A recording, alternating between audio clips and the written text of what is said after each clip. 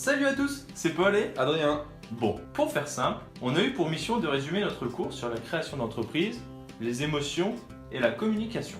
Étant dynamique, créatif et Un peu foufou.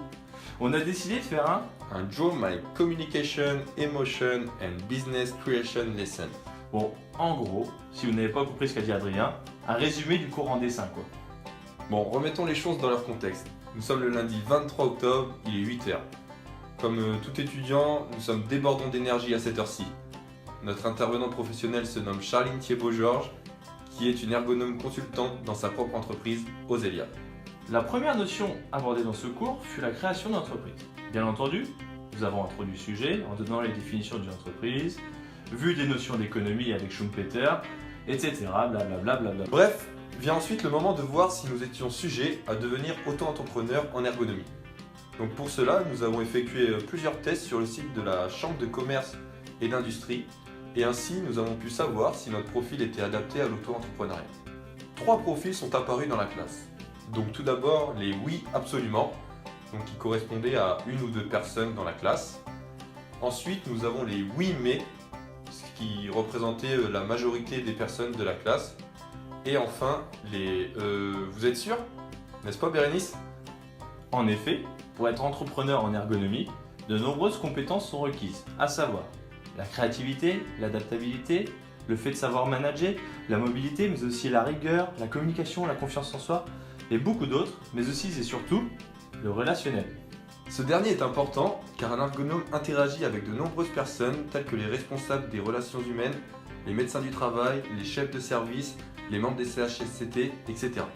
Ensuite, afin de confirmer si nous avions un profil entrepreneurial, nous avons fait un test de 75 questions pour évaluer 15 ressources internes telles que des savoir-être, des savoir-faire et des attitudes. Voici le résultat avec un magnifique diagramme qui est propre à chacun. Ah, c'est vrai qu'il est beau ce tableau. Toujours dans une optique de décrire le profil de l'ergonome, nous avons étudié le modèle de Hermann. Celui-ci représente le cerveau divisé en 4 parties, correspondant chacune à un trait de personnalité. Le premier est le cerveau cortical gauche, représenté en bleu, qui correspond aux personnes qui agissent de manière concise, objective, synthétique, analytique et logique. Le deuxième est le cerveau limbique gauche, représenté en vert, qui correspond aux personnes organisées, qui planifient et qui respectent les règles. Il y a ensuite le cerveau cortical droit, en jaune, qui correspond aux individus créatifs, rêveurs et qui ont des perspectives futures, etc. etc. Enfin, il y a le cerveau limbique droit, représenté en rouge, et qui correspond aux personnes émotionnelles, empathiques, compréhensives, qui ont le sens du partage et du relationnel.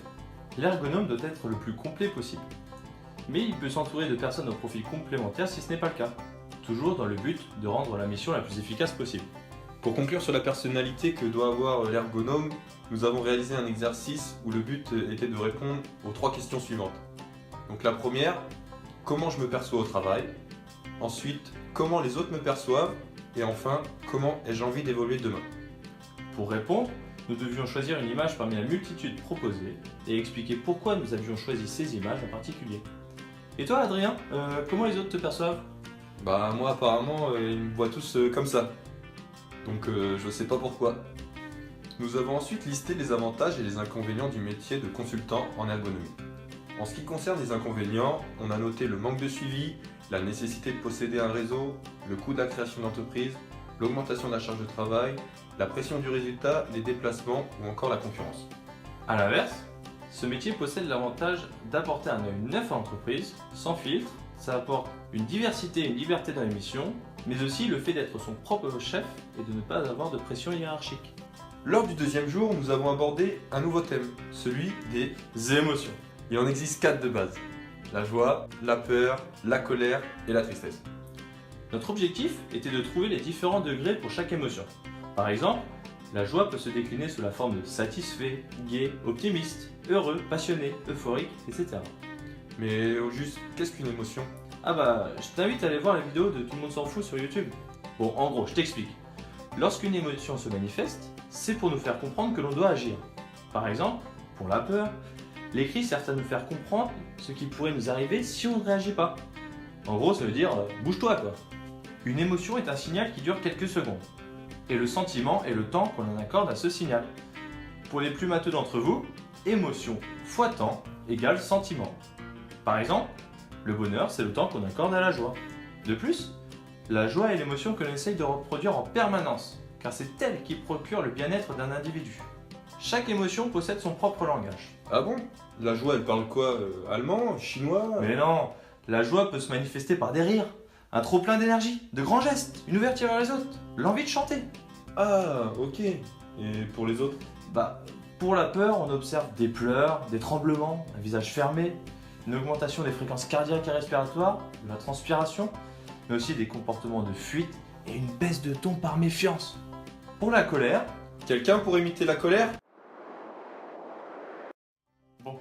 elle se manifeste par des sourcils froncés, de la tension, une augmentation de la respiration, des comportements violents, des idées noires, mais aussi par un ton sec, agressif et rapide. Enfin, pour la tristesse, on observe des pleurs, une respiration saccadée, du mutisme, un recroquevillement, un recours aux substances, Et doucement avec l'alcool quand même. ainsi qu'une voix basse et tremblante. Ah, d'accord. Bon, je te laisse te remettre de tes émotions. Et moi, j'attaque la troisième partie du cours, la communication en entreprise. On a commencé par un jeu, bon, qui payait pas de mine au premier abord, mais qui nous a quand même donné du fil à retordre. Le but était qu'une personne fasse reproduire l'assemblage de pièces qu'il avait devant lui à son partenaire uniquement par la parole, sans que ce dernier ne puisse voir l'assemblage initial de ces pièces. L'objectif était donc de démontrer l'importance de la communication. En effet, celle-ci est un enjeu important car elle permet de créer des liens, des interactions qui sont à la base du métier d'ergonome. En entreprise, la méthode de management va avoir un rôle important dans le mode de communication.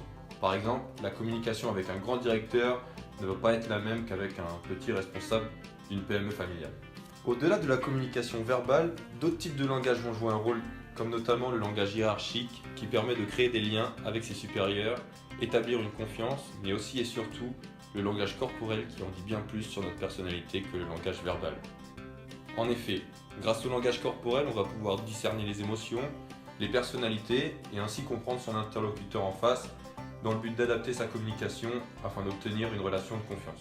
Par exemple, dans un entretien, la posture, les gestes, le regard, la tenue vestimentaire et aussi la poignée de main vont être des caractéristiques qui vont avoir un impact sur l'image que l'on va donner à son interlocuteur. Une fois que la personnalité de la personne a été identifiée, on va pouvoir adapter notre communication en conséquence. Et ouais, malin le type. Prenons l'exemple de la colère. Toujours personne pour imiter la colère? Lorsque quelqu'un est en colère, le but c'est de faire redescendre la tension chez l'individu. Donc la première étape est de ne surtout pas remettre de l'huile sur le feu, comme par exemple avec la fameuse phrase « Mais ne t'énerve pas, voyons !» mais plutôt de comprendre sa colère. La deuxième étape va être d'essayer de comprendre l'origine de sa colère et de faire naître de l'empathie. Enfin, la troisième étape consiste à faire agir l'individu. Il faut lui proposer plusieurs solutions ou le faire réfléchir sur un sujet simple pour lui faire prendre une décision et le calmer. Le but est d'être positif et de réorienter la personne vers un autre sujet. Nous avons conclu cette formation par un nuage de mots où chacun résumait en un mot ce qu'il avait retenu de ces 2 jours. Le résultat, bien entendu, a été à la hauteur de ses attentes, c'est-à-dire un gros bordel. Voilà, c'était notre Draw My Communication. Ouais. Bref, notre cours de communication, émotion et création d'entreprise résumé en dessin. Bien sûr, nous avons que survolé le sujet, le reste sera abordé lors du prochain cours. Au cours duquel nous espérons avoir l'immense honneur de déguster des croissants fraîchement apportés de Bourgogne par notre adorable intervenante en ergonomie. Merci Charline. Tu préfères pas un pain au chocolat toi? Ouais, carrément.